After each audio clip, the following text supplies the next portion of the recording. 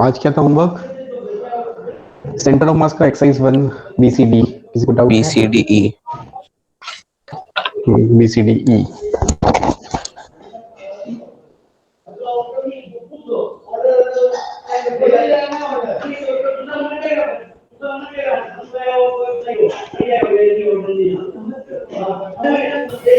Part 1 B3 sir.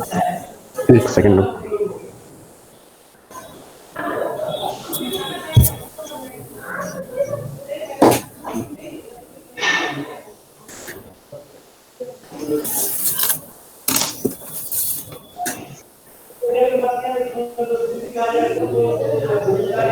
Part 1 का B3 B5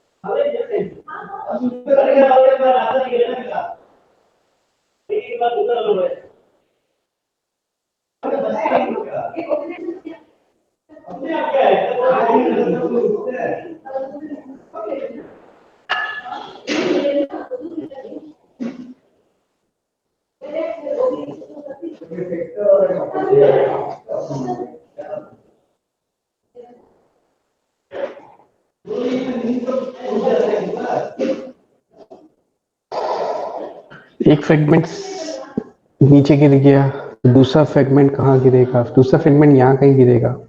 और मैंने ऐसा क्वेश्चन कराया था, इसमें सेंटर ऑफ मास का मोशन चेंज नहीं होगा, तो सेंटर ऑफ मास तो अभी भी यही गिरेगा। अब दोनों का मास सेम है, ये डिस्टेंस r/2 है। अब दोनों का मास सेम है तो सेंटर ऑफ मास को एग्जैक्टली बीच में होना पड़ेगा, तो ये डिस्टेंस को भी r/2 होना, ये डिस्टेंस भी r/2 है, तो यहाँ से यहाँ तक का डिस्टेंस आ जाएगा 3r/2। r का वैल्यू डाल देना, आंसर हो जाएगा। ठीक है सर।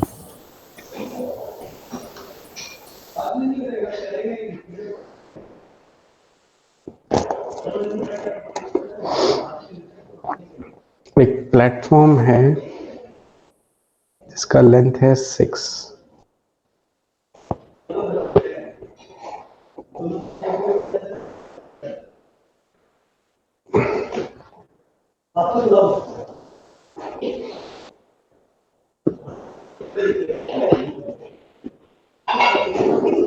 इसका मास 40 है, इसका मास 60 है और इसका मास 50 है। पूछा कि प्लेटफॉर्म कितना डिस्प्लेस होगा, तो मान लेते कि प्लेटफॉर्म x राइट जाएगा। अब ये यहाँ से मिड पॉइंट तक आया है, यहाँ से मिड पॉइंट तक आया, तो टोटल लेंथ 6 है, तो ये 3 राइट आया, बट ये 3 तो प्लेटफॉर्म के रिलेटिव है, तो इसका एक्चुअल निकालने के लिए एक्सिस को डायरेक्टली दे देंगे, x डायरेक्टली दे देंगे तो इसका डिस्प्लेसमेंट हो जाएगा 3 + x। सिमिलरली ये जो आएगा वो लेफ्ट आएगा 3 मिड पॉइंट तक पहुंचने के लिए 3, लेकिन प्लेटफॉर्म के रिलेटिव है, एक्चुअल निकालने के लिए x डायरेक्टली दे देंगे। अब x डायरेक्टली दे देंगे तो लेफ्ट में 3 है, राइट में x है, तो राइट डायरेक्शन में रिजल्टेंट लिखेंगे तो आएगा x - 3। बस अब इसका XCM को 0 कर देंगे, क्योंकि सेंटर मास तो डिस्प्लेस होगा नहीं, कोई एक्सटर्नल फोर्स लग नहीं रहा है।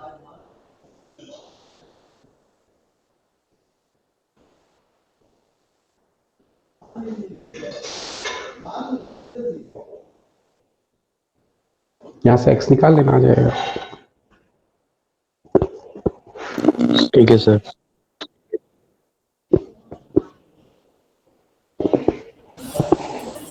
सर C9 और C10। C9 C10। हाँ, एक सेकंड मैं C6 बता देता हूँ असीम का। एक प्लेटफॉर्म है, उसका मास 40 केजी है, उसके ऊपर एक लड़का खड़ा है, उसका मास 60 केजी है। इसने एक बॉल को थ्रो किया जिसका मास 1 केजी है 10 के स्पीड से और 45 डिग्री के एंगल में। अब इसने क्योंकि बॉल को आगे थ्रो किया तो ये पूरा का पूरा ये दोनों मिलके पीछे जाएंगे, उसका वेलोसिटी v मान लेते हैं। अब क्योंकि सिस्टम में एक्स डायरेक्शन में कोई फोर्स नहीं है तो सिस्टम का एक्स डायरेक्शन का मोमेंटम कंजर्व होगा। पहले तो जीरो था तो बाद में भी जीरो पड़ेगा एक्स डायरेक्शन में। बाद में जीरो तब होगा जब इसका लेफ्ट होगा और उसका राइट होगा, जो कि ऑलरेडी है और मैग्नीट्यूड सेम होगा। उसका लेफ्ट में मोमेंटम है 100 इंटू वी, उसका राइट में मोमेंटम है 1 इंटू 10 कॉस 45। यहां से हमारा v आ जाएगा।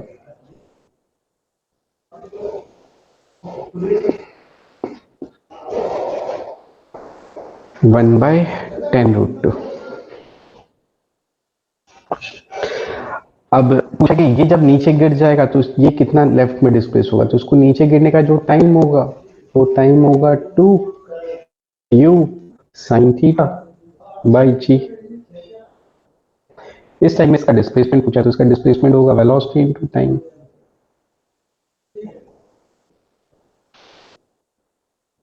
तो ये आ जाएगा 1/10 metre, that is 10 centimetre. Answer क्या दिया हुआ है?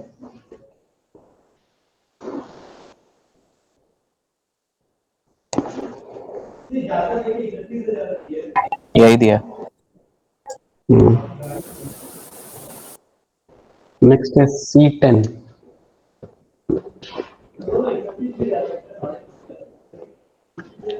9 वाला भी है सर।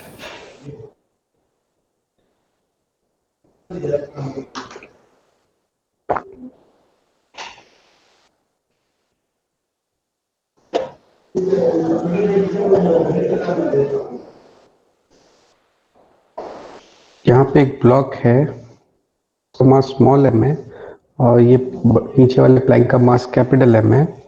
इनिशियली इसका स्पीड v है और ये रुका हुआ है तो इसका स्पीड 0 है। तो ये जब यहां पहुंच जाएगा, ये जब यहां पहुंच जाएगा तो इसका वेलोसिटी जो होगा वो ऑब्वियसली टेंजेंशियल डायरेक्शन में होगा, ऊपर की तरफ। v डबल डैश मान लेता हूँ। बट ये जो ऊपर की तरफ होगा ना, ये तो इसके रिलेटिव होगा। अब ये जब ऐसे ऊपर चढ़ेगा ना तो ये कैसे फोर्स लगाएगा, तो नीचे वाला जो प्लैंक है वो भी मूव करेगा, वो राइट मूव करेगा, तो उसका राइट में वेलोसिटी v डैश मान लेते हैं। अब ये जो वेलोसिटी है ना वो इसके रिलेटिव है, तो इसका एक्चुअल कैसे आएगा, ये हम लोग इसको दे देंगे डायरेक्ट।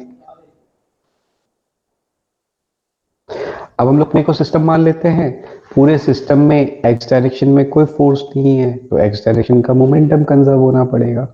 स्टार्टिंग में सिर्फ स्मॉल के पास है, बाद में एक्स डायरेक्शन में मोमेंटम दोनों के पास है, तो यहां से v डैश आ जाएगा। और शायद से यही पूछा था। बहुत सिंपल सिंपल क्वेश्चन है ये सब। अच्छे से कंसेप्चुअली समझ समझ के करोगे तो सब आराम से आएंगे।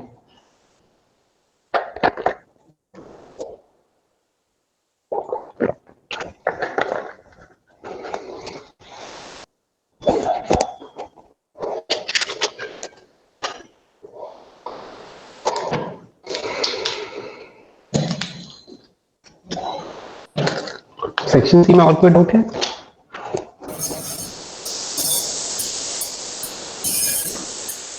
सर 9th वाला।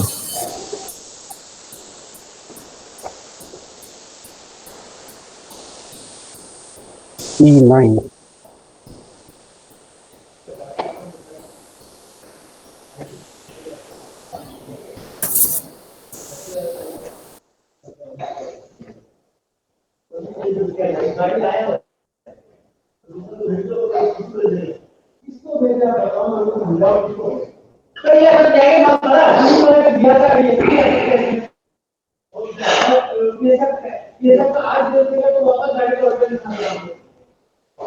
यहाँ पे जब ये ऐसे आएगा तो यहाँ पहुंच के इसके पास वेलोसिटी इस डायरेक्शन में हो जाएगा, v1 मान लेते हैं।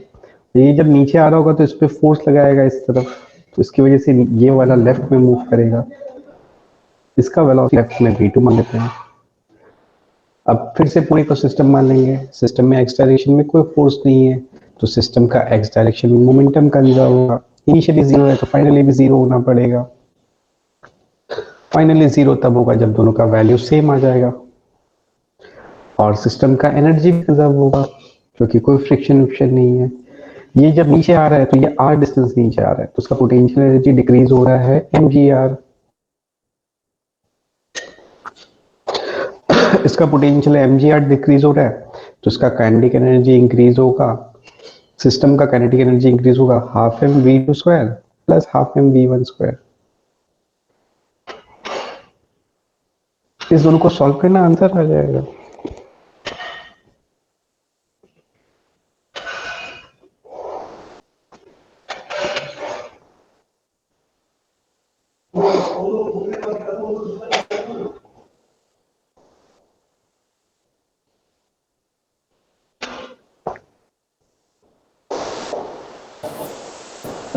सर D3 में x डायरेक्शन में मोमेंटम कंजर्व होगा क्या?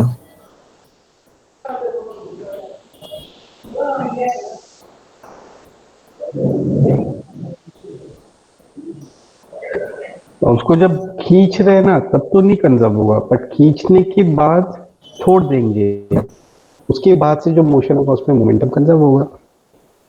खींचते समय नहीं होगा, खींचने के बाद छोड़ने के बाद जो भी सिस्टम होगा उसमें मोमेंटम कंजर्व होगा।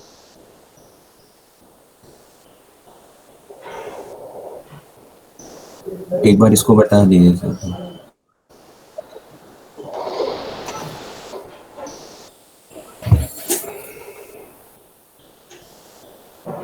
D3 में दो ब्लॉक है, मास एम में ये ब्लॉक को हमने ऐसे स्प्रिंग को स्ट्रेच किया और फिर छोड़, अब छोड़ दिया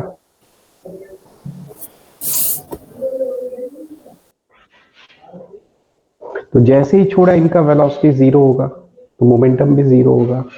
अब इस सिस्टम में एक्स डायरेक्शन में कोई फोर्स नहीं है तो सिस्टम में एक्स डायरेक्शन का मोमेंटम कंजर्व होगा। तो ये जब आगे आ जाएगा तो इसका अगर एक्स डायरेक्शन में मोमेंटम p होगा, इसका भी एक्स डायरेक्शन में मोमेंटम p होना पड़ेगा, तभी कैंसिल होके जीरो हो पाएगा। अब दोनों का मोमेंटम सेम होना पड़ेगा तभी कैंसिल होके जीरो पाएगा। अब मोमेंटम का है तो हम लोग काइनेटिक एनर्जी को लिख सकते हैं p स्क्वायर बाई 2m। अब काइनेटिक एनर्जी का जब रेशियो निकालेंगे तो p दोनों का सेम है, दोनों के लिए सेम है, तो kinetic energy of a by kinetic energy of b आ जाएगा mass of b by mass of a। तो इसमें मेरा एक डाउट कि मैंने एक ऐसे सॉल्व किया और एक बार सेंटर ऑफ मास के फ्रेम में जाके सॉल्व किया, तो उससे ये क्या दोनों एक बार ऐसे सॉल्व किया ग्राउंड के रिस्पेक्ट में, और एक बार सेंटर ऑफ मास के फ्रेम में जाके भी सॉल्व किया, काइनेटिक, हाँ बोलो। और उसने सेंटर ऑफ मास के रिस्पेक्ट में दोनों की वेलोसिटी निकाली और फिर रेशियो निकाला तो भी सेम ही आंसर आया, तो कैसे? देखो वेलोसिटी ग्राउंड के फ्रेम से देखोगे सेंटर ऑफ मास के फ्रेम से देखोगे सेम आएगा क्या? नहीं। तो काइनेटिक एनर्जी ग्राउंड के फ्रेम से देखोगे सेंटर ऑफ मास के फ्रेम से देखोगे सेम आएगा क्या? नहीं। इन्होंने काइनेटिक एनर्जी का रेशियो पूछा है, तो ये किसके फ्रेम का पूछा है, ग्राउंड का क्या सेंटर ऑफ मास का? ग्राउंड का ही पूछा है। हाँ तो फिर सेंटर ऑफ मास के फ्रेम में कर ही नहीं सकता, उसके फ्रेम में तो कुछ और आएगा आंसर। नहीं, मेरा सेम ही आ रहा था उससे।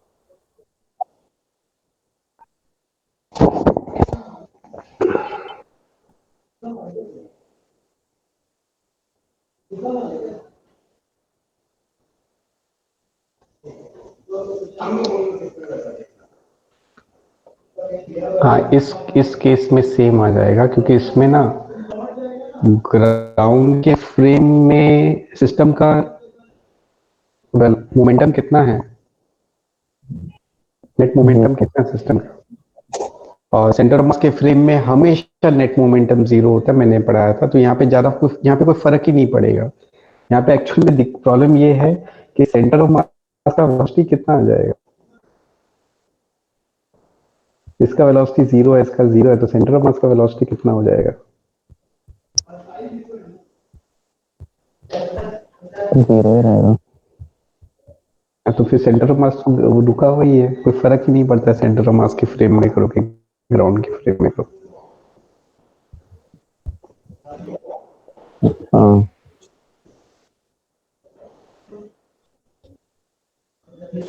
ठीक है सर।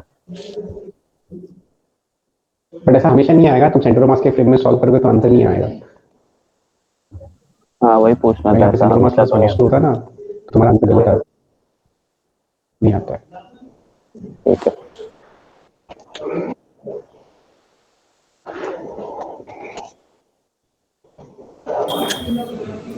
और किसी को डाउट? सर पार्ट 2 में B9 और B10। पार्ट 2 का B9 और B10।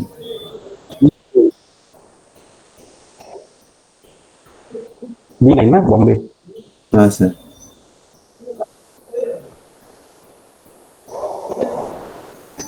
एक 1 kg है, डायरेक्शन में मूव कर रहा है, सडनली एक्सप्लोड हो गया 2 फ्रेगमेंट में, 1/8 kg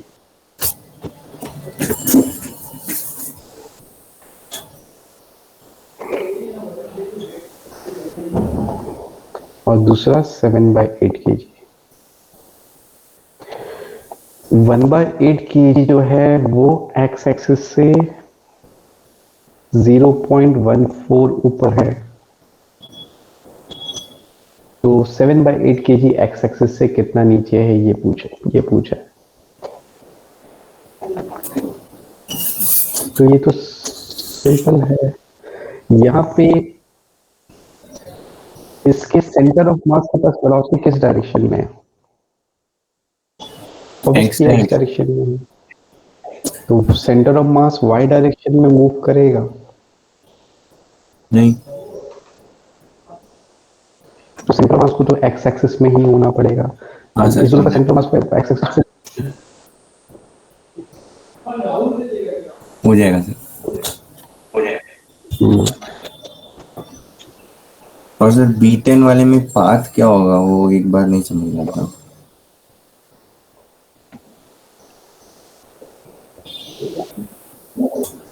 पाथ तो रिलेटिव मोशन वाला कंसेप्ट है।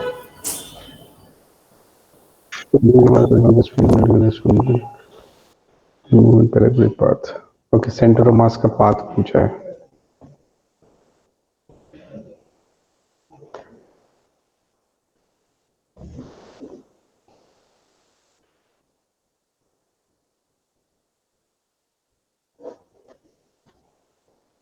इसका भी एक्सेलेरेशन जी डाउनवर्ड होगा, इसका भी एक्सेलेरेशन जी डाउनवर्ड होगा। अब मैं सेंटर ऑफ मास का अगर वेलोसिटी निकालूंगा तो वो आएगा x डायरेक्शन में v1 cos theta 1 minus v2 cos theta 2 upon 2, और y डायरेक्शन में आएगा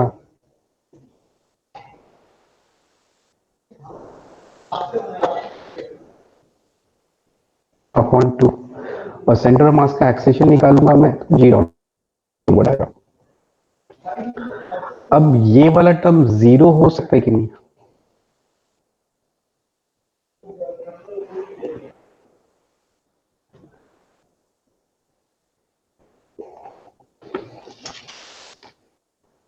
ये वाला टर्म जीरो हो सकता है कि नहीं? जीरो क्यों होगा सर? अगर जीरो हो गया तो centre of mass y direction में मूव करेगा, समझ में आ रहा होगा। बट सर वो जीरो क्यों मान रहे हम लोग?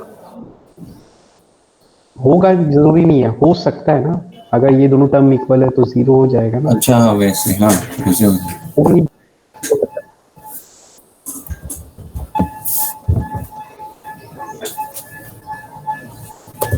तो बी ऑप्शन कटा गया। ये वाला टर्म जीरो हो सकता है,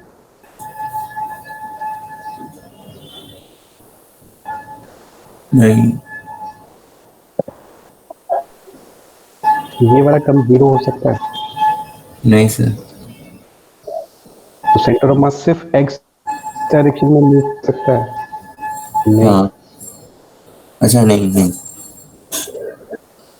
अब अगर ये दोनों टर्म जीरो नहीं है तो इसका नेट वेलोसिटी ना ऐसे आ जाएगा। अब वेलोसिटी ऐसे है, एक्सेलरेशन इस डायरेक्शन में, तो मोशन स्ट्रेट लाइन होगा कि पैरा प्रोजेक्टाइल होगा? प्रोजेक्टाइल। प्रोजेक्टाइल। प्रोजेक्टाइल अब जरूरी है कि मोशन प्रोजेक्टाइल ही होगा? स्ट्रेट लाइन भी हो सकता है कि नहीं? हो सकता है सर। तो ये एक जीरो हुआ हाँ, तो तो फिर मतलब बाकी, हाँ, एक्स में जीरो हुआ तो बाकी देखो, ए और डी में विल लिख दिया। स्ट्रेट ए ऑप्शन में बोला कि स्ट्रेट लाइन होगा ही, प्रोजेक्टाइल होगा ही, तो नहीं बोल सकते कि होगा ही, नहीं बोल सकते हैं। बी में लिखा कि स्ट्रेट लाइन होगा, वो भी नहीं बोल सकते हैं। कैन भी लिखता तो सही होता, विल भी लिख दिया तो गलत है वो।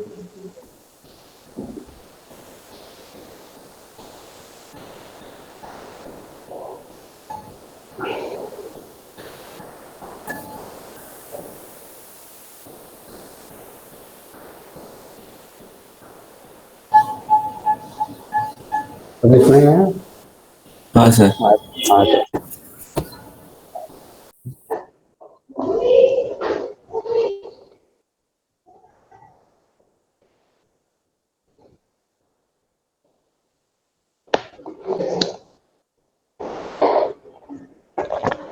और किसी को कोई डाउट है? Sir D2। सर C3 में पार्ट पार्ट टू का ही ना? हाँ सर पार्ट 2 की। सर C3 में वो मिनिमम क्यों यूज हाँ, किया है? C3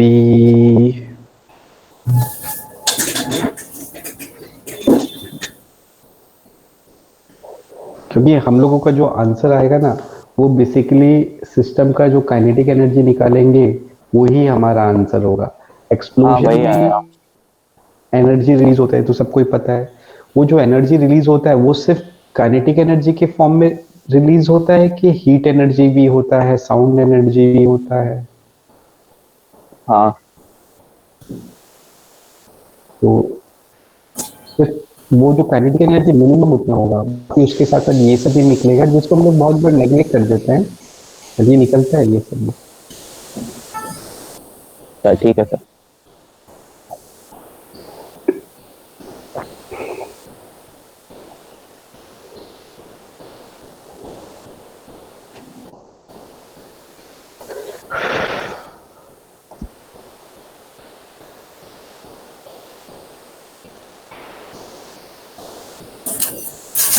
सर एच और एस क्या था वो सुना ही नहीं दिया। वापस बोलो। वो आपने एच और एस क्या लिखा हुआ है? Heat energy, sound energy. Energy जो रिलीज होगा ना वो काइनेटिक एनर्जी के फॉर्म में रिलीज होगा, हीट एनर्जी के फॉर्म में रिलीज होगा, साउंड एनर्जी फॉर्म में रिलीज होगा, और पता नहीं क्या क्या एनर्जी होगा।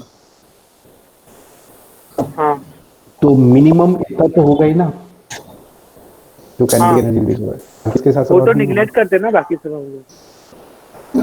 नेग्लेक्ट कर देते हैं बट जीरो थोड़ी ना होता है। नेग्लेक्ट करने का मतलब समझ में आता है ना? हाँ सर, मतलब बहुत कम वैल्यू है उसका तो। हम्म।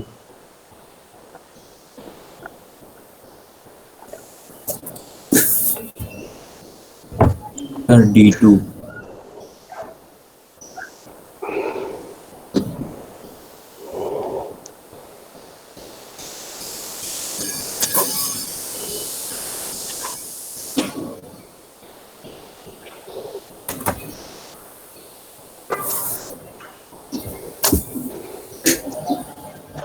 ये तो स्ट्रेट फॉरवर्ड क्वेश्चन है मेरे ख्याल से।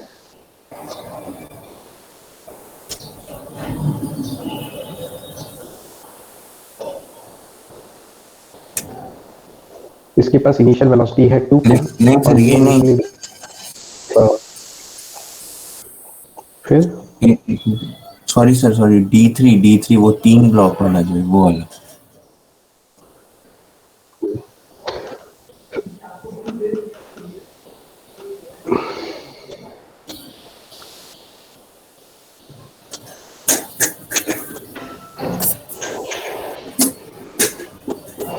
ये इसके पास वेलोसिटी v है, ये आके इसको हिट कर रहा है और इनइलास्टिक कोलिजन हो रहा है। इनइलास्टिक कोलिजन हो रहा है तो ये दोनों चिपक जाएंगे और इनका मास हो जाएगा 2m और मोमेंटम कंजर्व करेंगे तो कोलिजन के जस्ट बाद इसका वेलोसिटी v/2 आ जाएगा। तब तक ये तुरका वही रहेगा।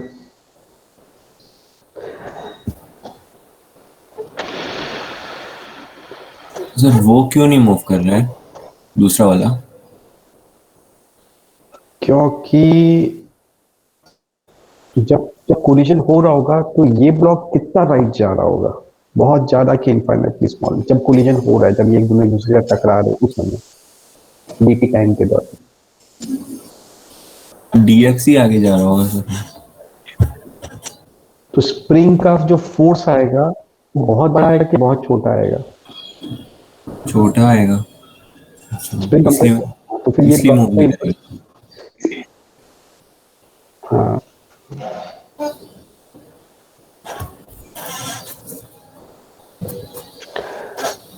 ए बी सी डी, ये ऑप्शन तो करेक्ट है समझ में। कौन से ऑप्शन में तुमको डाउट है? सर चारों ही होते हैं खाली एक बार। ए ऑप्शन में लिखा हुआ है कि कंप्रेशन मैक्सिमम तब होगा जब दोनों का वेलोसिटी सेम होगा। तो सही है कि गलत है? तो हम लोग पढ़ते हैं ना, मैक्सिमम कंडीशन में वेलोसिटी हाँ, मैक्सिमम ये तो होता है। सही है।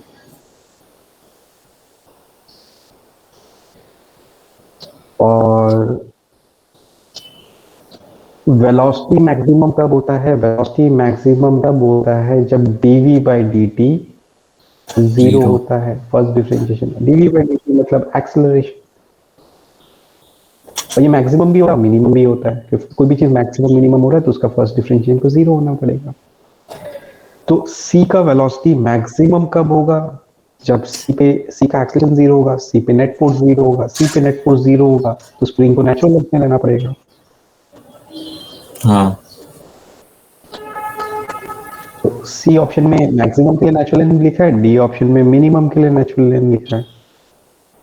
दोनों केस में नेचुरल लेंथ पे लेना पड़ेगा, तभी मैक्सिमम मिनिमम है, तभी इसका नेट फोर्स जीरो होगा, एक्सेलरेशन जीरो होगा।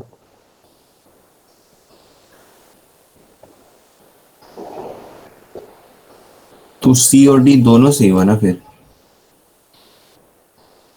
हाँ, इन्होंने इनकरेक्ट पूछा है। अच्छा, हाँ ठीक है सर।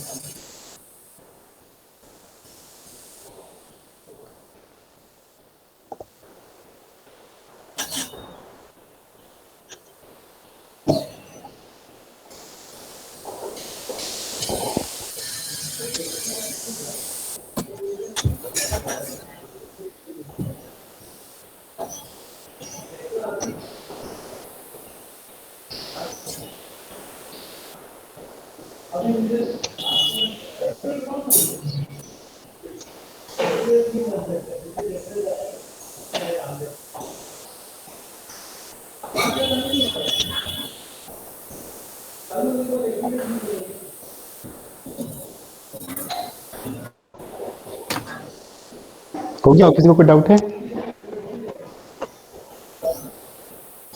नहीं सर।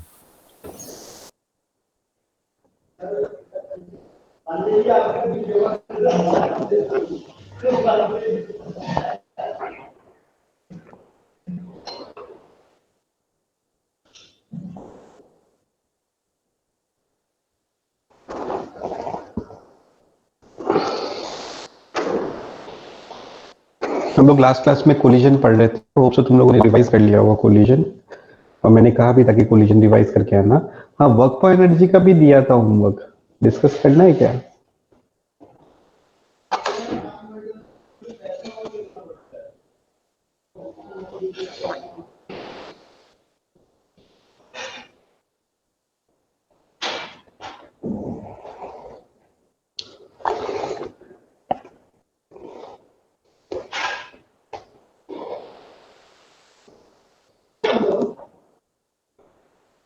मैंने वर्क फॉर एनर्जी का होमवर्क दिया था, डिस्कस करना है क्या?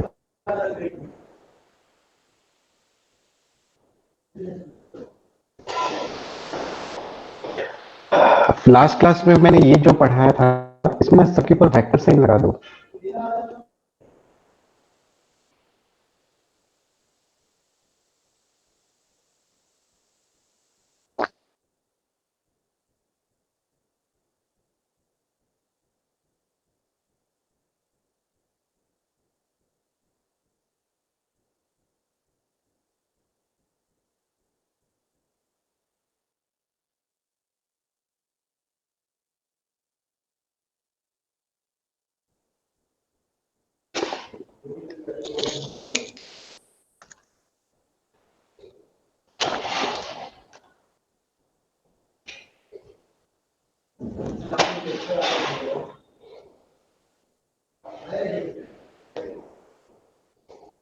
अब एक सिंपल सा क्वेश्चन ट्राई करो। ये बॉल है, इसका मास m है, ये बॉल है, इसका मास 2m है, कोलिजन के पहले इसका वेलोसिटी 2v था और इसका वेलोसिटी v है और इलास्टिक कोलिजन हो रहा है, तो आफ्टर कोलिजन दोनों का वेलोसिटी बताना है।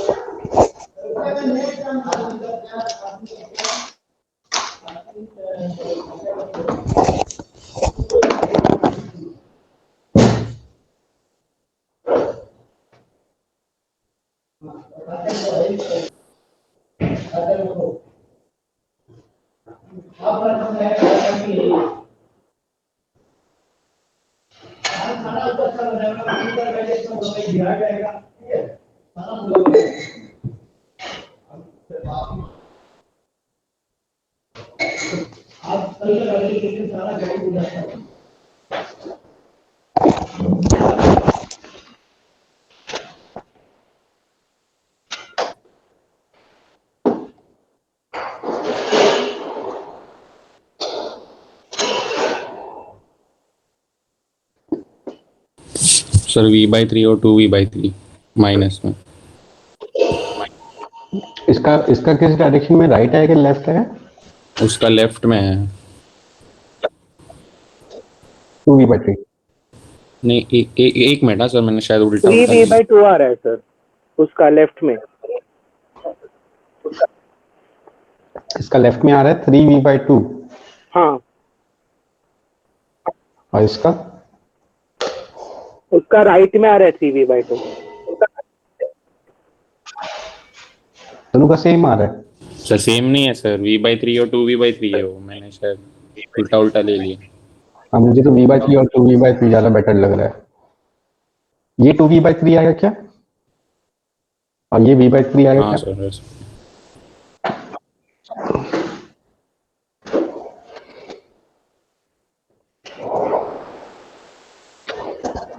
हाँ सर यही है।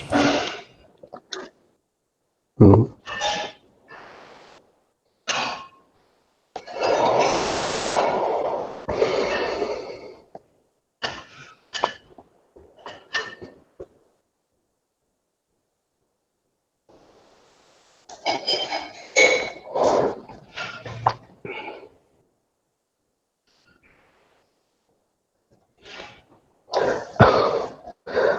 एक सुनो, मेरा ना घर पे पावर चला गया और मेरा लैपटॉप चार्ज नहीं है, तो मेरा लैपटॉप कभी भी बंद हो सकता है। अभी तो नहीं होगा बट कभी भी हो सकता है। तो अगर लैपटॉप मेरा बंद हो गया ना तो लेक्चर मुझे खत्म ओवर करना पड़ेगा अगर लाइट नहीं आया तो ध्यान रखना। Okay sir. अब मैं इसको सॉल्व कर देता हूँ। आफ्टर कोलिजन इसका वेलोसिटी मान लेते कि v1 है और इसका वेलोसिटी मान लेते कि v2 है।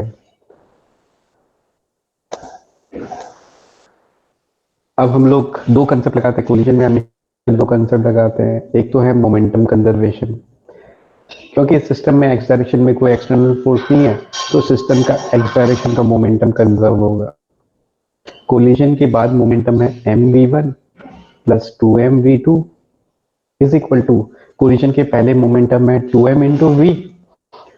अब क्योंकि मोमेंटम वेक्टर क्वांटिटी है तो विद साइन वैल्यू डालना पड़ता है। अब ये सब राइट में है, राइट वाले वैल्यू को मैंने प्लस लिखा तो ये लेफ्ट में है तो उसको माइनस लिखना पड़ेगा। तो इसका मोमेंटम हो जाएगा -2m इंटू वी। इससे हमारा एक इक्वेशन आ जाएगा v1 प्लस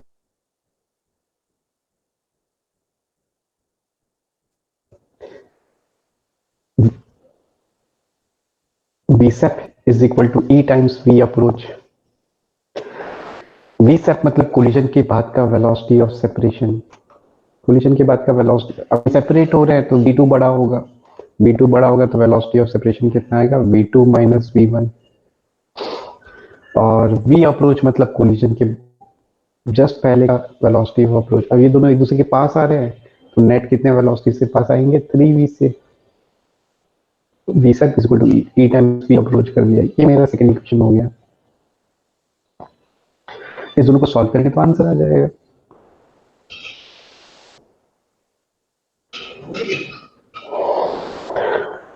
सॉल्व कैसे करेंगे, v1 का वैल्यू को यहाँ डाल देते हैं, -2v2।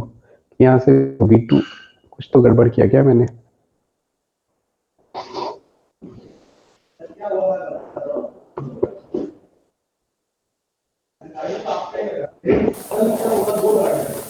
v2 तो यहाँ से v आ गया और v1 आ गया -3। मेरा तो आंसर ये आ गया। मैंने कुछ गलत किया क्या? नहीं नहीं सर, सही किया सही किया। मैंने वेलोसिटी ऑफ अप्रोच में गलत निकाला था। सर आपने सही किया हुआ है, मैंने उल्टा लिखा था। तो ये आ जाएगा।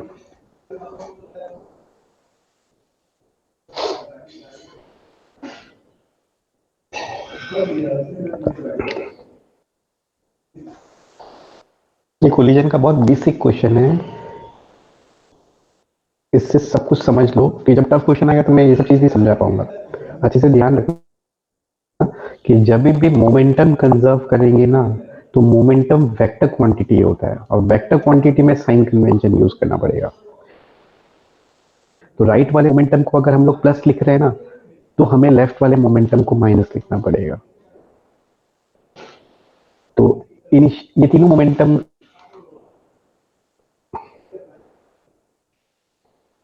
मैंने यहाँ पे राइट वाले को प्लस लिखा और लेफ्ट वाले को माइनस लिखा। ये वाला लेफ्ट डायरेक्शन में है मोमेंटम, तो इसको मैंने माइनस लिखा, देखो। और एक v sep equal to v approach.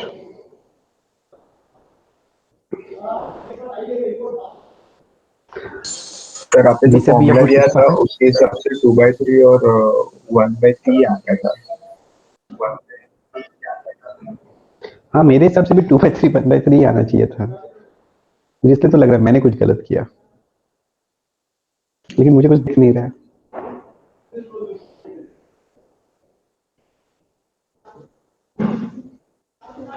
नहीं नहीं, सही है मेरा। ये तो सर सही लिखा हुआ है।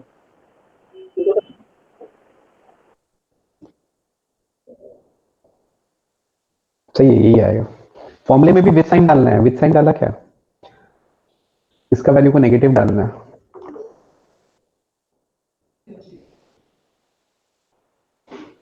और वो फॉर्मूला मत यूज करो, फॉर्मूला यूज नहीं करना है एग्जाम में, तो हमें ऐसे ही सॉल्व करना पड़ेगा।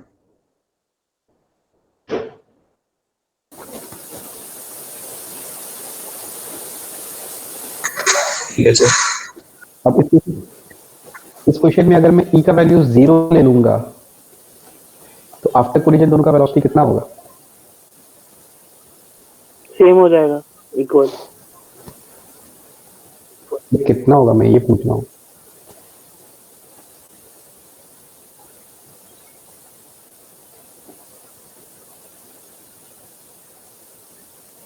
जीरो होगा।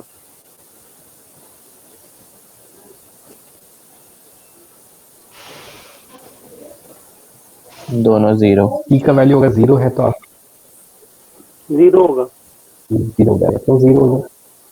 क्यों 0 हो जाएगा? क्योंकि अगर ई 0 है तो ये परफेक्टली इलास्टिक कोलिजन है, तो आफ्टर कोलिजन दोनों चिपक जाएंगे और उनका वेलोसिटी सेम हो जाएगा। अब मोमेंटम कंजर्व कर दो।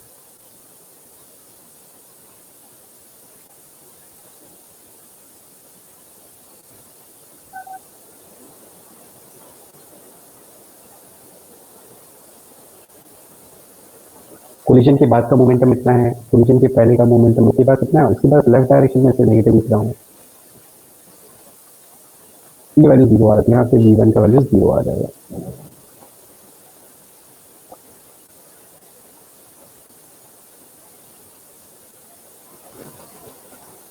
और अगर e का वैल्यू 1/3 है तो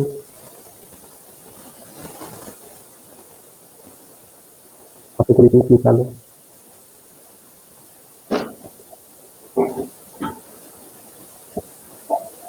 बहुत बेसिक क्वेश्चन है, सीख लो अच्छे से समझ के। यदि कोई दिक्कत हो रहा है पूछो, मैं बता दूंगा।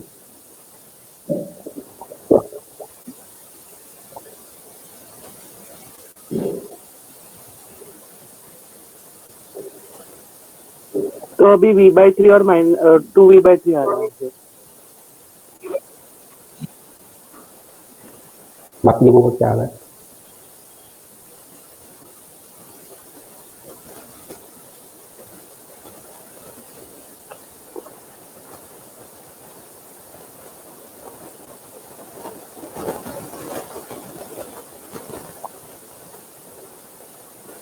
सर मतलब v/3 और -2v/3।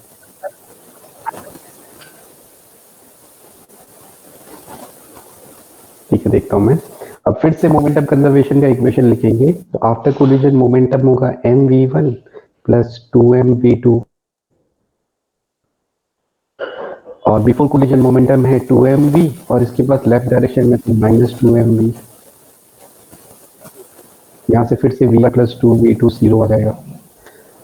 अब फिर से हम लोग v sep equal to e times v approach लिखेंगे। तो कोलिजन के बाद दोनों सेपरेट हो रहे हैं, v2 होगा, v2 बड़ा है तो v सैप होगा v2 माइनस v1। e का वैल्यू है 1/,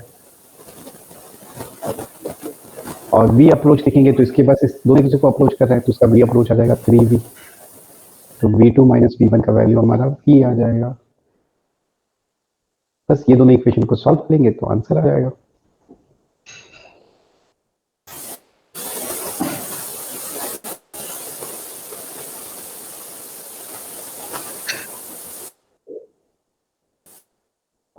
ये आ जाएगा। अब v1 माइनस v/3 आया मतलब वो लेफ्ट में आएगा, और v2 प्लस v/3 आया मतलब वो राइट में आएगा।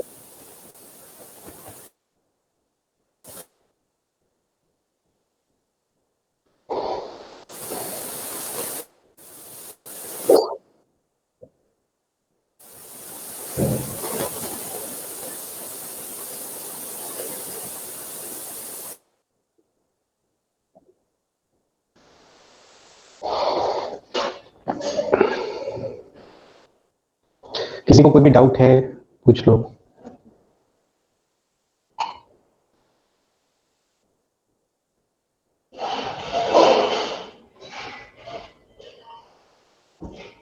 नहीं सर।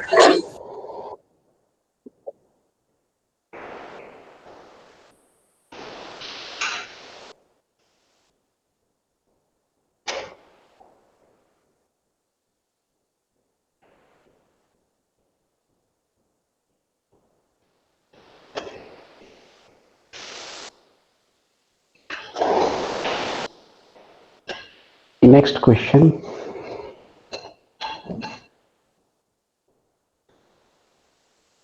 ये एक बॉल है, ये भी एक बॉल है, इसका भी मास सेम है, इसका भी मास सेम है। कोलिजन के पहले इसके पास वेलोसिटी v था और ये रुका हुआ था, और इलास्टिक कोलिजन हो रहा है। तो कोलिजन के जस्ट बाद दोनों का वेलोसिटी कितना कितना होगा? एक्सचेंज हो जाएगा। एक्सचेंज हो जाएगा, v और 0 रहेगा।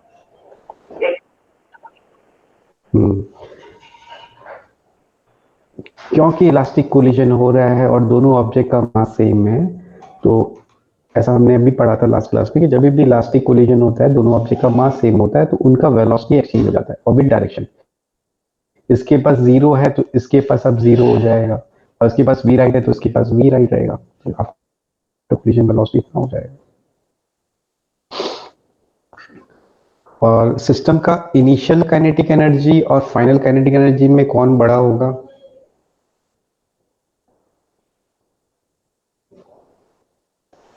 सेम रहेगा ना होगा। सर, इनिशियल और final kinetic energy elastic collision. क्योंकि इलास्टिक कोलिजन है, इलास्टिक कोलिजन में सिस्टम का इनिशियल काइनेटिक एनर्जी और फाइनल काइनेटिक एनर्जी सेम होता है, तो सेम ही होगा, कोई बड़ा नहीं होगा। अब है कि इन दोनों के बीच में कोलिजन हो रहा है, और काइनेटिक एनर्जी जो सिस्टम का है आफ्टर कोलिजन वो दिया हुआ है 3/4 हो जाएगा kinetic energy of system before collision. अब कोलिजन इलास्टिक है क्या? नहीं सर। तो आप फाइंड करना कि ई कितना होगा, इस कोलिजन का ई कितना होगा।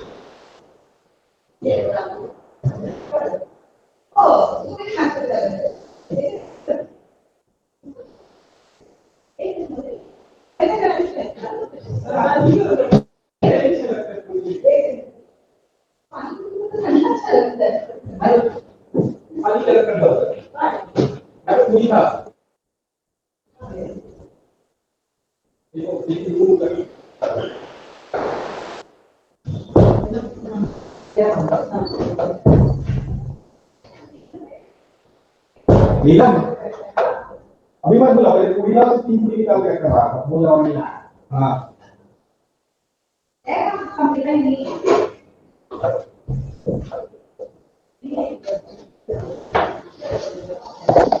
किसी का आंसर है क्या? एक सेकंड एक सेकंड। Sir 1 minute. हाँ ठीक है, मैं सॉल्व कर रहा हूँ, तुम लोग जिस जिस देख ले।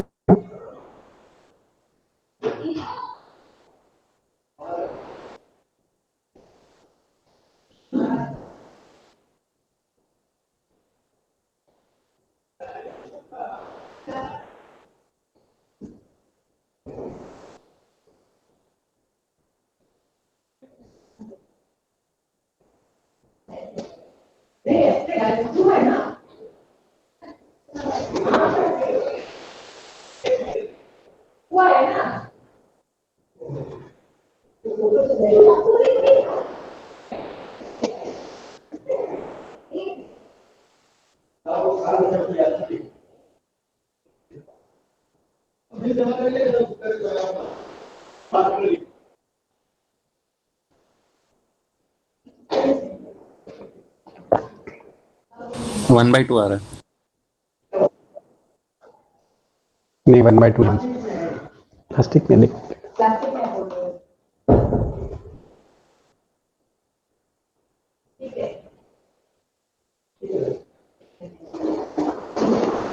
1/2 नहीं आता है।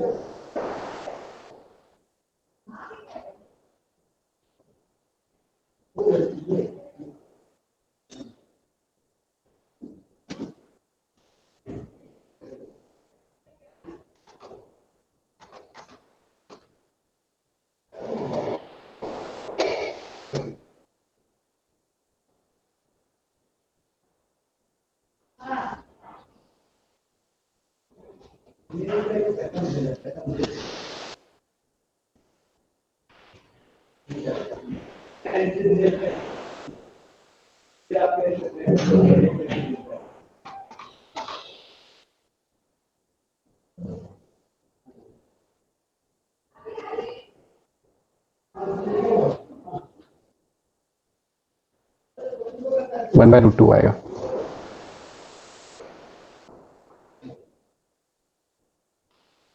हाँ वो मेरा ई स्क्वायर का ही वैल्यू बनता है। ठीक है,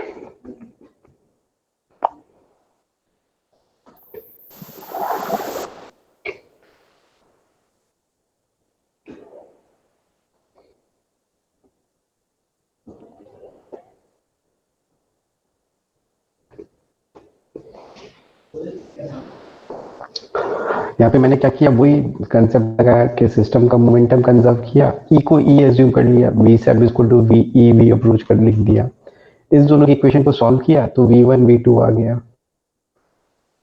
फिर सिस्टम का फाइनल काइनेटिक एनर्जी लिखा, सिस्टम का इनिशियल काइनेटिक एनर्जी लिखा, और सिस्टम का जो फाइनल काइनेटिक एनर्जी है वो 3/4 ऑफ इनिशियल काइनेटिक एनर्जी है, वो इक्वेशन लिख दिया। बस इस इक्वेशन को मैंने सॉल्व किया तो E1/√2 आ गया।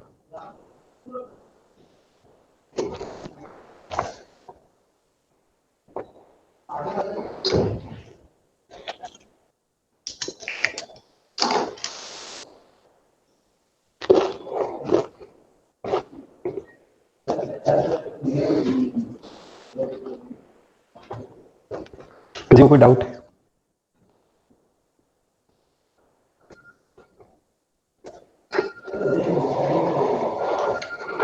नेक्स्ट एक और क्वेश्चन ट्राई करो।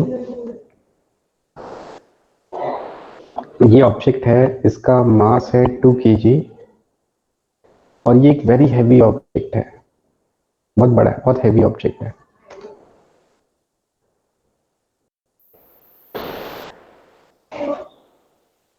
ये वाला ऑब्जेक्ट राइट तरफ मूव कर रहा है, इसका वेलोसिटी है 2 मीटर पर सेकेंड, और ये वाला ऑब्जेक्ट लेफ्ट की तरफ मूव कर रहा है, इसका वेलोसिटी है 3 मीटर पर सेकेंड। इन दोनों के बीच में कोलिजन हो रहा है और कोफिशिएंट ऑफ रेस्टिट्यूशन है 1/5। आफ्टर कोलिजन इसका और इसका वेलोसिटी बताओ। इसमें वो एक कंसेप्ट मैंने लास्ट क्लास में पढ़ाया था, वो यूज होगा जब very light object very heavy object के साथ कोलाइड होता है।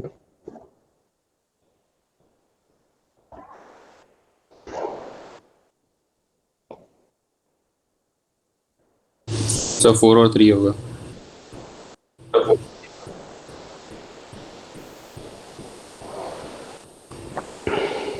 आंसर वही है क्या? नहीं, मुझे नहीं पता, आंसर नहीं पता मुझे, बाकी लोगों को करने दो। एक सेकंड के लिए प्रीवियस पेज देखो।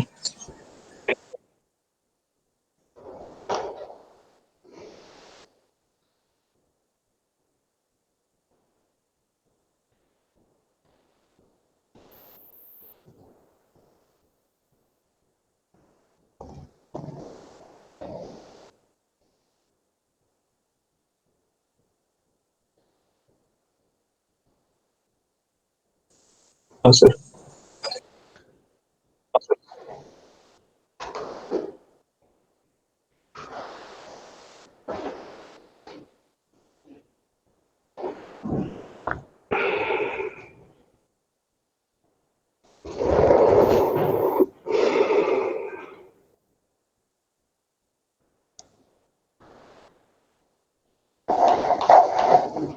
इसमें ये वाला कंसेप्ट यूज होगा।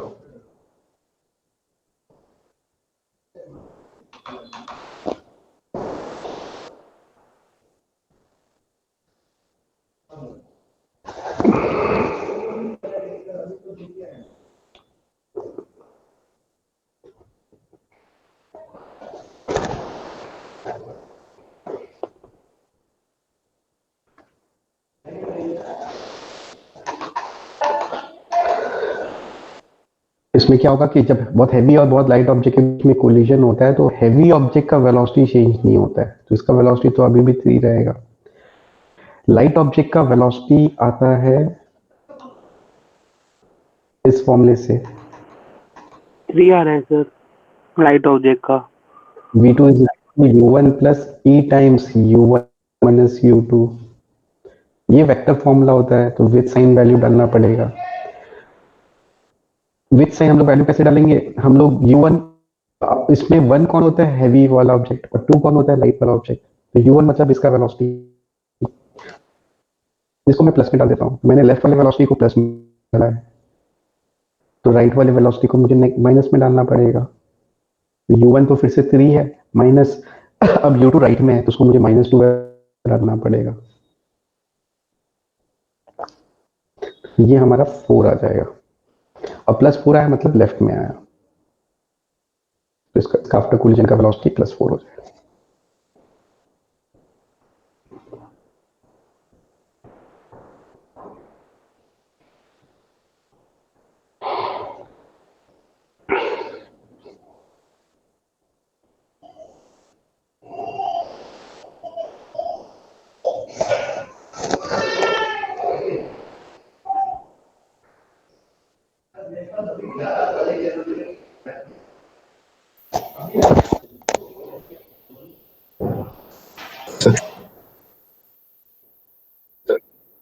हो गया? Next question. दो ऑब्जेक्ट है, एक का मास 2 kg है, दूसरा का मास 4 kg है। जस्ट बिफोर कोलिजन इसका वेलोसिटी 4 है और इसका वेलोसिटी 2 है। जस्ट आफ्टर कोलिजन इसका वेलोसिटी 2 है, तो बताना है कि इसका वेलोसिटी कितना होगा।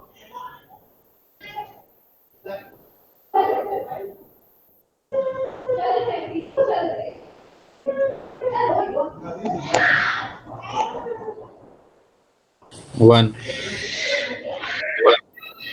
हाँ सर 1।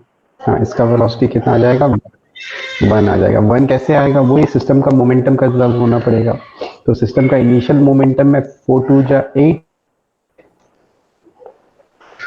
इसका लेफ्ट में अगर माइनस में लिखेंगे तो -4 2 जा 8, इसका फाइनल मोमेंटम है -2 2 जा 4, और इसका फाइनल मोमेंटम को 4 भी मानते हैं। यहाँ से v का वैल्यू बना जाएगा।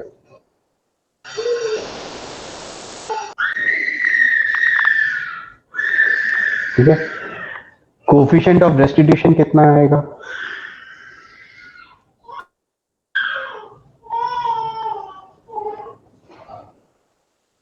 वन बाई टू है। कोफिशिएंट ऑफ रेस्टिट्यूशन हो जाएगा v सेप बाय v अप्रोच। हाँ सर है sir.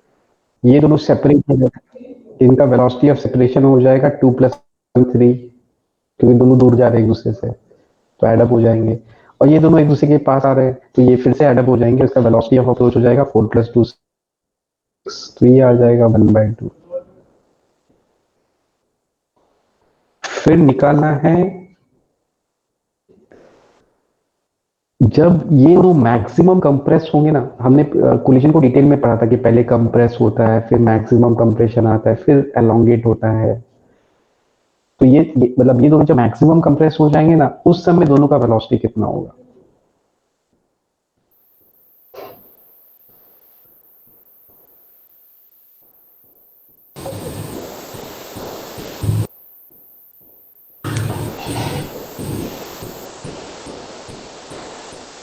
Zero.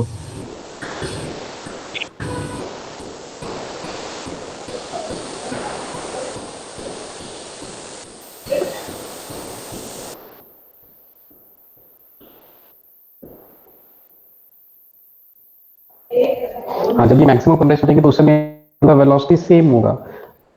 Momentum Zero consider करेंगे, यहाँ का मोमेंटम को इक्वल करेंगे, तो ये वेलोसिटी कितना आ जाएगा? 0 आ जाएगा। अब हमें निकालना है इम्पल्स ऑफ डिफॉर्मेशन।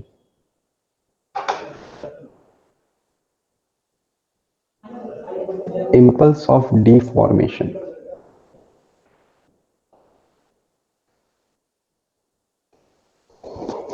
-8 आएगा। -8 आएगा कि +8 आएगा कि 8 आएगा? -8 है। देखो इस पे इम्पल्स किस डायरेक्शन में लग रहा है, राइट कि लेफ्ट? लेफ्ट पे। और इस पे राइट पे लग रहा है। और इम्पल्स ऑफ डिफॉर्मेशन किस पे लगने वाला है? इम्पल्स लेफ्ट वाले पे लगने वाला है कि राइट वाले के, कि दोनों ही है? दोनों पे ही लगने वाला। और इम्पल्स ऑफ डिफॉर्मेशन ना सिर्फ मैग्नीट्यूड है, कोई साइन नहीं है। कोई साइन देखोगे तो एक ही पे लेफ्ट लगेगा, एक पे राइट लगेगा। ठीक है सर, ठीक। तो प्लस माइनस नहीं होता, ये सही आएगा। ठीक है, तो इम्पल्स ऑफ डिफॉर्मेशन निकालने के लिए इस पे इसका कर देता हूँ। इम्पल्स होता है change in momentum. Change in momentum मतलब final momentum minus initial momentum. इसका फाइनल मोमेंटम 0 है और इसका इनिशियल मोमेंटम है m इंटू वी 8। तो सबट्रैक्ट करेंगे तो -8 आएगा, बट हम 8 ही लिखेंगे क्योंकि कोई डायरेक्शन नहीं होता है।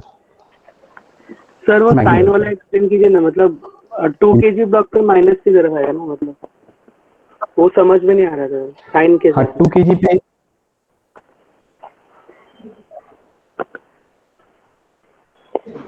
बाहर की तरफ आएगा ना इम्पल्स। क्या बोल रहे हो? 2 kg ब्लॉक पे मैं बोल रहा हूँ कि 2 kg ब्लॉक पे बाहर की तरफ आएगा ना impulse, impulse of deform. Right है, बोलो राइट है, बाहर नहीं समझ में आता है।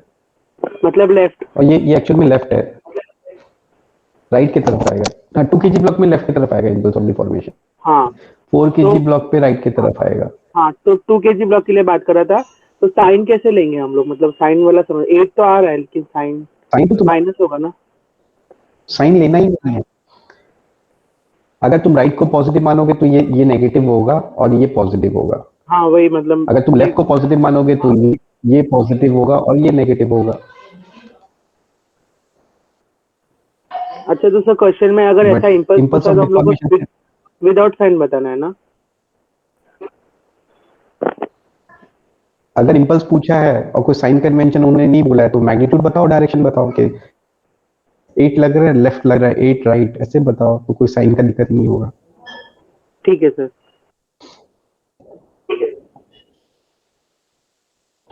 फिर इम्पल्स ऑफ रिफॉर्मेशन ही निकालना है। 4।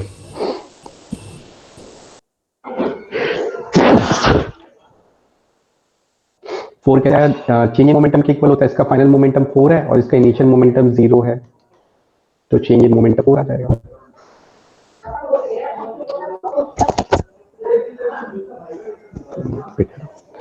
अब यहां से भी हम लोग ई निकाल सकते हैं। ई जो होता है वो impulse of reformation divided impulse of deformation होता है। तो यहां से भी 1/2 आ जाएगा।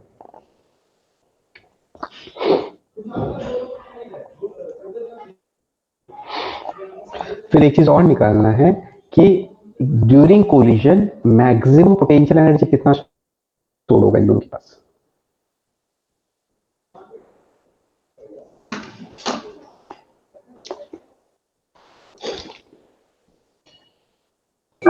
सर थर्ड वाला क्वेश्चन क्या था? ड्यूरिंग कोलिजन इनके पास मैक्सिमम पोटेंशियल एनर्जी कितना स्टोर होगा।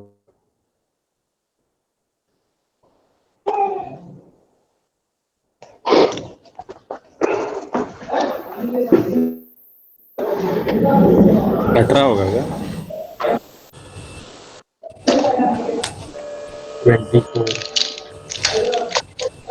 24 आ रहा है सर। क्या कितना आ रहा है? 24। 18 होगा ना, लॉस ही तो। Very good.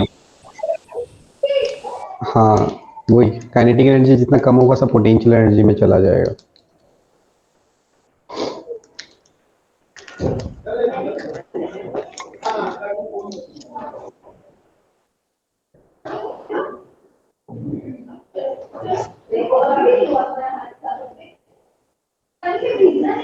सर आंसर क्या है? 24। बेसिकली ये होगा कि यहाँ से यहाँ तक काइनेटिक एनर्जी जितना डिक्रीज होगा उस सब पोटेंशियल एनर्जी में स्टोर हो जाएगा, और वही यहाँ पे सबसे ज्यादा पोटेंशियल एनर्जी स्टोर होता है। तो यहाँ से हम लोग काइनेटिक एनर्जी का डिक्रीज निकाल लेंगे। डिक्रीज कैसे निकालेंगे? Initial minus final. तो इनिशियल काइनेटिक एनर्जी है 12 m v², plus half m v square, ये तो इनिशियल है, माइनस फाइनल लिखेंगे, फाइनल तो वेलोसिटी जीरो है तो फाइनल करने का एनर्जी जीरो है, इसको सॉल्व करने से 24 जूल आ जाएगा।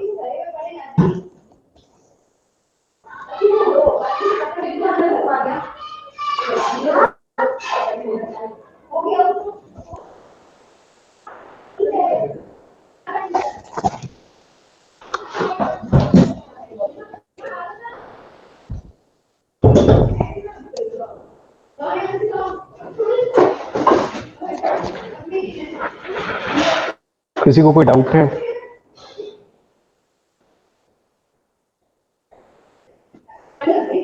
सर नेट लॉस ही तो पोटेंशियल एनर्जी स्टोर होगा सर, मतलब तो पूरे कोलिजन का हाँ। देखेंगे ना, तो हमने तो सिर्फ जब मतलब सिर्फ रिफॉर्मेशन वाले टाइम का देख लिया, या तो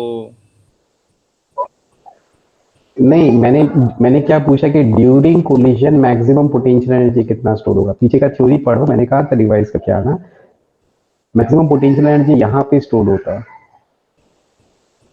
अच्छा ठीक तो यहाँ पे जो पोटेंशियल एनर्जी स्टोर होगा वो निकालना है, तो यहाँ से यहाँ तक काइनेटिक एनर्जी का लॉस यहाँ पर पोटेंशियल एनर्जी के फॉर्म में स्टोर होगा। अच्छा ठीक है ठीक है ठीक।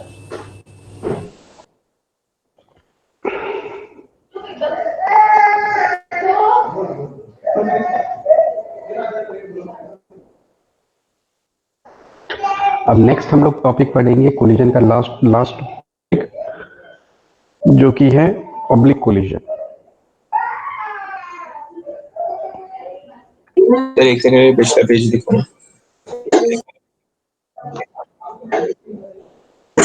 हाँ सर।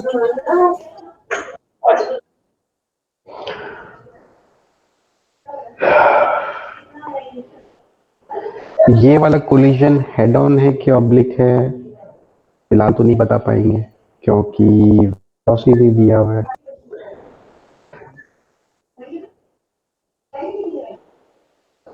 अब अगर इनके पास वेलोसिटी इस डायरेक्शन में है तो ये हेड ऑन है कि ऑब्लिक है?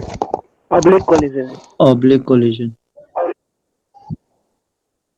अब ये जो दो वेलोसिटी है ना, इसको मैं कंपोनेंट में रिजॉल्व कर लेता हूँ। ये पहला ऑब्जेक्ट का velocity perpendicular to line of impact आया, और ये पहला ऑब्जेक्ट का velocity parallel to the line of impact आया। ये दूसरा ऑब्जेक्ट का velocity perpendicular to line of impact आया, ये दूसरा ऑब्जेक्ट का velocity parallel to the line of impact आया। अब जब इन दोनों के बीच में कोलिजन होगा ना, तो ये एक दूसरे पे फोर्स लगाएंगे, नॉर्मल रिएक्शन, इस पे ऐसे लगेगा और इस पे ऐसे लगेगा। ये जो नॉर्मल फोर्स लगेगा उसकी वजह से ये वेलोसिटी चेंज हो सकता है क्या? नहीं सर, परपेंडिकुलर वाला चेंज नहीं होगा। हाँ, ये वेलोसिटी तो चेंज होगा नहीं, तो कोलिजन जब कोलिजन हो रहा होगा तो ये वेलोसिटी चेंज होगा कभी भी? नहीं सर। सिमिलरली इस पे नॉर्मल ऐसे लग रहा है, तो इस नॉर्मल की वजह से ड्यूरिंग कोलिजन ये वेलोसिटी चेंज होगा? नहीं सर, चेंज नहीं होगा। और ये दोनों वेलोसिटी चेंज होगा कि नहीं? हाँ, वो होगा चेंज। तो अगर मैं सिर्फ इतना देखूंगा, क्योंकि ये दोनों तो चेंज हो नहीं रहा है, और सिर्फ इतना देखूंगा, तो ये बेसिकली कौन सा कोलिजन के तरह, ऑब्लिक कोलिजन है कि head on collision? Head on collision है।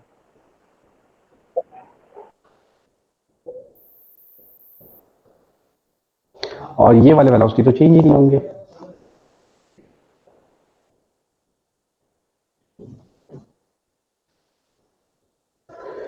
तो बस हो गया।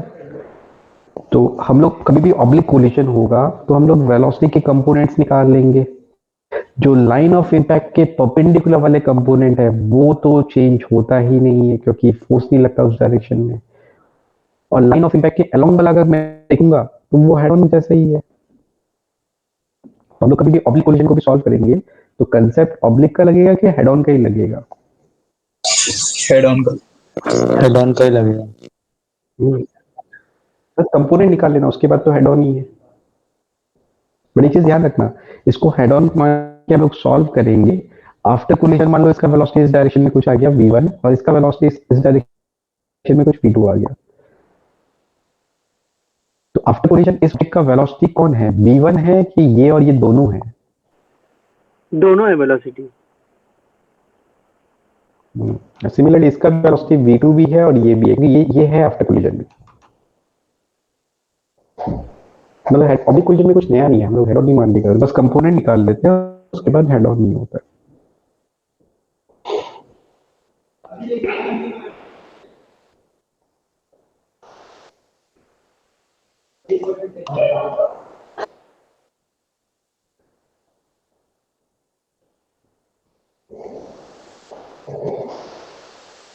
इसमें कोई डाउट है?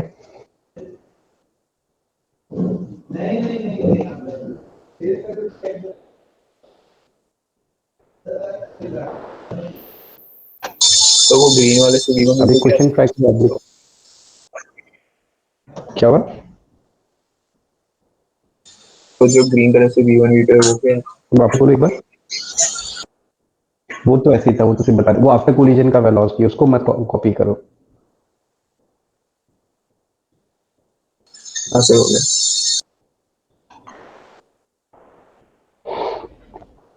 अब ये एक स्फीयर है,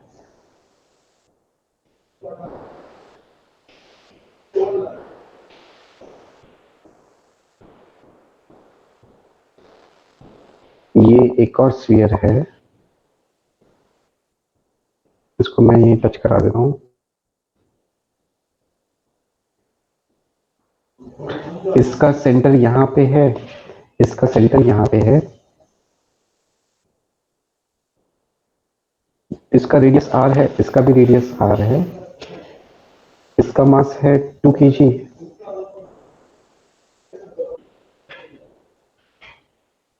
इसका मास है 4 kg।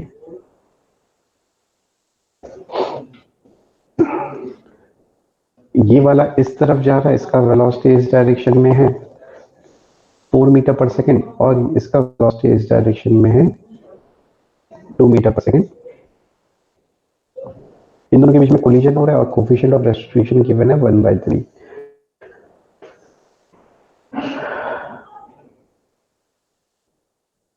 तो आफ्टर कोलिजन दोनों का वेलोसिटी बताना है।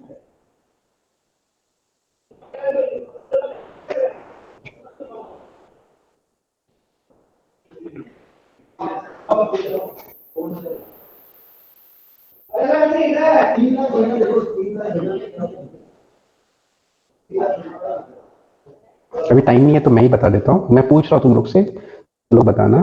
यहाँ पे जब कोलाइड होंगे तो यहाँ पे टच करेंगे सरफेस के परपेंडिकुलर, जब लाइन ड्रॉ करेंगे तो वो लाइन ऐसा होगा। ये लाइन का नाम क्या है? Line of impact. Line of impact. अब मुझे ये एंगल निकालना पड़ेगा, ये एंगल निकालने के लिए मैं ऐसा एक ट्राइंगल बना देता हूँ। अब दोनों का रेडियस आर है, दोनों का रेडियस आर है, तो ये डिस्टेंस कितना है? आर है। R और यहाँ से लेके यहाँ तक डिस्टेंस कितना है? 2R। तो आर है। तो ये एंगल कितना आएगा? 30 डिग्री। हाँ, तो ये एंगल आ जाएगा। मैं इसे हटा देता हूँ, तो हमारा ये एंगल आ गया 30 डिग्री। अब ये एंगल 30 डिग्री आ गया, तो मैं ये सब जो इनिशियल वेलोसिटी इसको कंपोनेंट में रिजॉल्व कर लेता हूँ। मैं हटा रहा हूँ, ये सब भी हटा रहा हूँ, सब कुछ दिखाऊंगा तो बहुत कचरा हो जाएगा।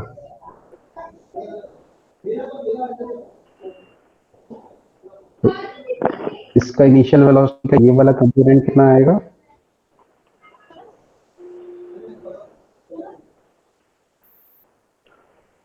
टू रूट थ्री आएगा, मतलब लाइन ऑफ इम्पैक्ट वाला।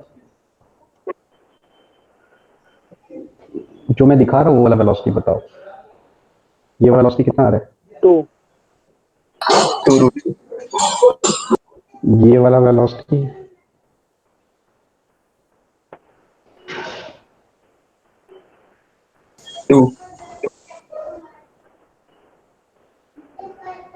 इसका कंपोनेंट, ये वाला कंपोनेंट,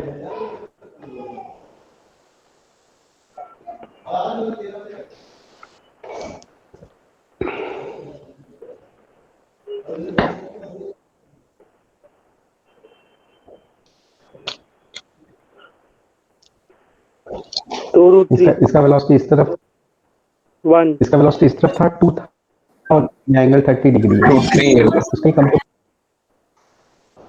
इसका ये वाला कंपोनेंट आएगा 2-3 और ये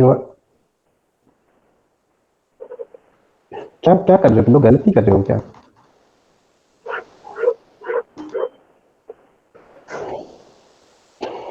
इसका वेलोसिटी इस डायरेक्शन में 4 है और ये एंगल 30 डिग्री है, तो इधर कंपोनेंट क्या आएगा? 2 आएगा। 2 आएगा सर ऊपर की तरफ। कंपोनेंट में गलती करोगे कैसे आईआईटीएन बनोगे बता दो। और कंपोनेंट आएगा 2√3। इसका वेलोसिटी इधर 2 है तो उसका मैं ये कंपोनेंट निकालूंगा तो वो 1 आएगा। वो √3 आएगा ना। रूट 3 आएगा। √3 वो पैरेलल वाला नहीं, वो तो पहले ब्लॉक। फोर का कंपोनेंट पहले हाँ 2√3 आएगा। ये 2 था, इसका वेलोसिटी 2 था, उसका वेलोसिटी 4 था। ये तुम लोग कहीं लिख लो, मैं हटा दिया हूँ। ये 4 है और ये 2 है। अच्छा हाँ ठीक है समझे। अब आफ्टर कोलिजन इसका वेलोसिटी इस डायरेक्शन में हम लोग v1 एज्यूम कर लेते हैं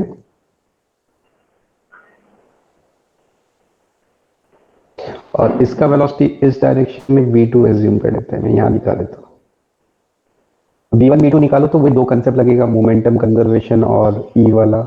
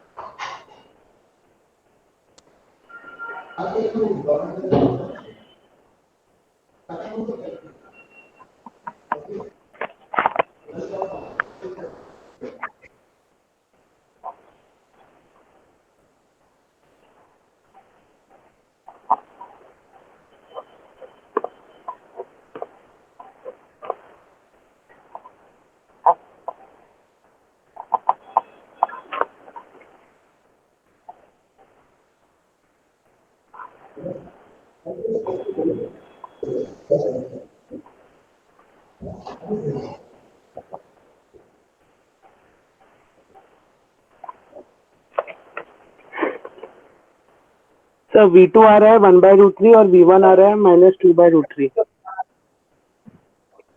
वेरी गुड।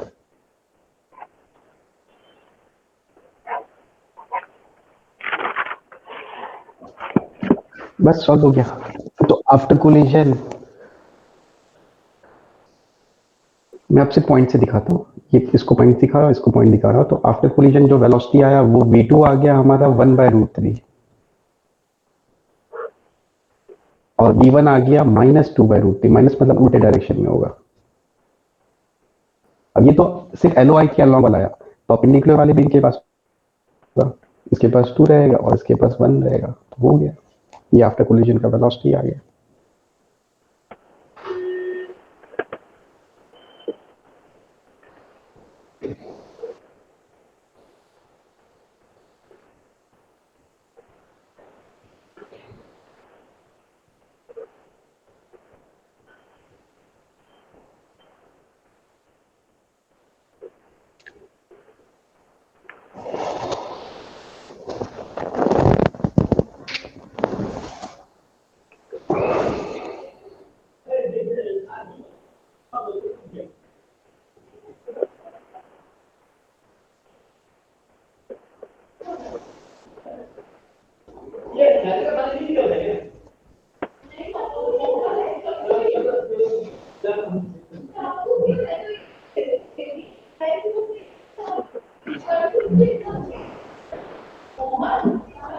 किसी को कोई डाउट है?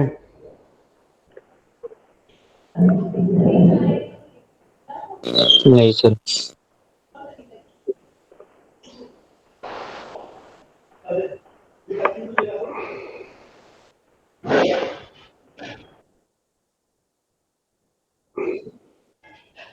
नेक्स्ट लेक्चर हम लोगों का सैटरडे को है। सैटरडे को सेक्शन एफ होमवर्क कर लेना। इसके अलावा और कुछ करना है तो बोलो।